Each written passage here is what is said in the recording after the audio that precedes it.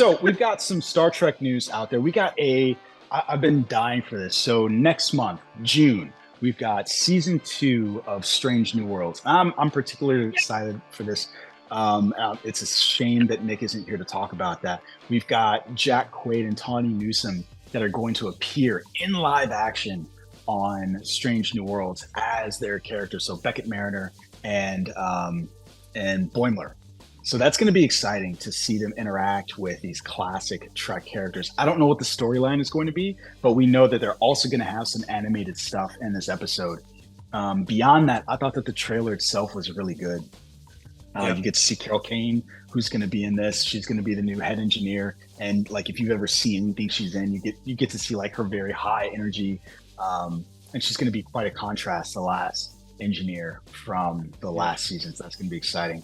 You've got some more tension between Nurse Chapel and Spock, and then you've also got Number One, who was taken from the ship because she was genetically engineered, and so it'll be really interesting to see what they do with that. And I'm curious if that's why we see so much Kirk.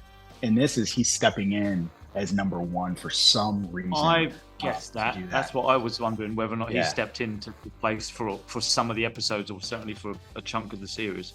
For a little bit, yeah. And then the last thing that I noticed about this, or noticed, they didn't mention or show anything about Sybok. So at the end of last season, they teased Spock's half brother. And there was nothing mentioned or seen in this trailer with that. So I'm really curious about that. So I have 2 questions for you guys.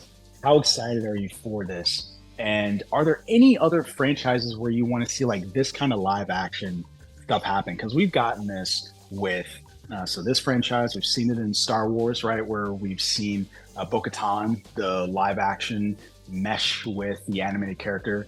And I know we got another one. It was Poorly Done with Kevin Conroy. So he was the voice of Batman in the animated series, and they brought him into the to do a crossover in the Arrowverse, and that was fucking terrible. I hated that. But yeah, those are my 2 questions for you guys. What do you got? That question was long. I forgot the questions. No. So. Are you excited for this? And do you want to see live action animated crossovers? I did just start Strange New Worlds this past week, so I watched the first 2 episodes of it. So jealous. It's pretty good. Here's the thing. I like it. It's very well done. It's good. I'm realizing more and more. I just think Spaceship Crew shows just don't do it for me, which is fine. It's just not what It's not me. I'll watch it's an A+ it, for me now. Just when I'm talking to Jammer. No, it's an A+ just because. No, it's a very well done, very well made show so far. Very well made show. It's just it's not for me. And I'm realizing more and more, like watching this, watching Babylon 5, watching Star Trek. Literally, the only thing that's resonated with me fully in Star Trek is the J.J. Abrams reboot. That's it. Everything else has been good, but like not for me. But anyways, sure. As far as I'll watch the rest of Strange New World. I'm sure I'll get more into it. I'm sure I'll enjoy this whenever it gets, but I'd have to watch Star Trek Lower Decks next, which, hey, why not? May as well go for it. Can we all just agree that it is so strange that J.J. Abrams' best Star Wars movie is that first Star Trek movie? Isn't that just weird? Oh, in the cheap seats. Sit down, weird. Carl. It's kind of weird. I don't know about weird, but yeah. He was trying to mainstreamize for what he did, right? Yeah. I mean, to his credit, I love that. Even though I don't, I like it, but it has weird plot problems. It does not hold on. It does have weird problems. I agree with that. It does have weird plot problems. There are a few of them. Yeah, the main one is like the bad guy just disappears for decades after he does one of the things he's supposed to do, and you find out that there's an entire deleted sequence. Like they've got this super advanced ship. They should have kept that in. Got confiscated by the Klingons. Like what? What kind of weirdness is this shit? Anyway. Yeah. That makes no sense at all. Look what you've done, Kyle. This is why we go on longer. Yeah. Anyway, I'm excited for this season. Danny, what from this trailer? What got you going? Yeah, you know what? I'm not as excited by this trailer as I was the first one, but that doesn't mean to say that it hasn't piqued my interest and I'm chomping at the bit for it now. I think the first trailer for the second season just really reminded me how much I enjoyed season one and how much I want these characters back. So for me, this second trailer had much of the same elements. I'm like, you already had me. You had me at hello, that kind of thing. You don't need any more trailers now. Just hurry up. June, was it 19th or 10th for its drop? Something like that. I'm just like the 15th. It's right in between. Right in between.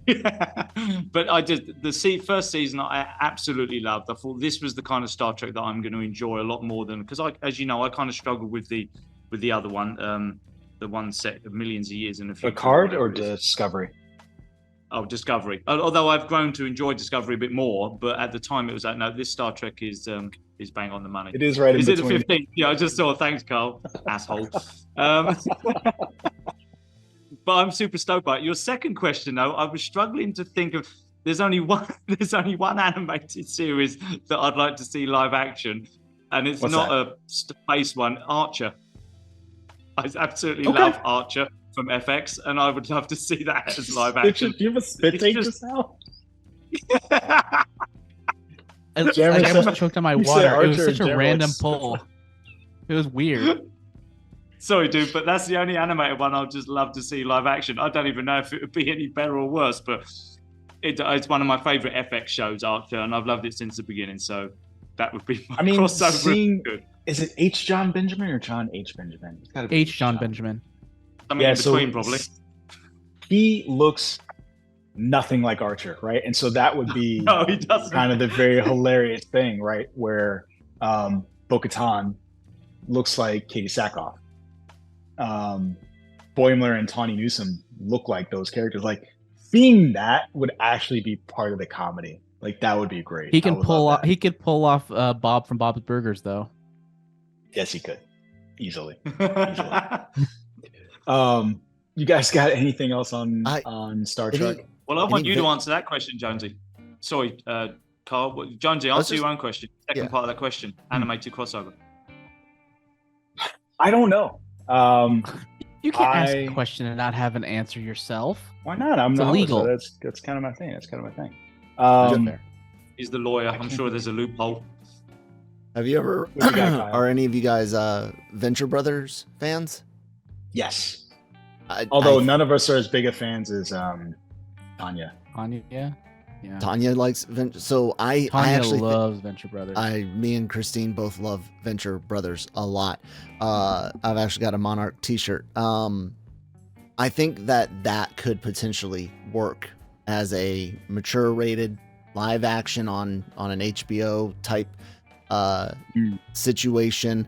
And I'm not convinced that you couldn't get Patrick Warburton to be able to be Brock Sampson in real life, although I don't know how he'll look with long blonde hair.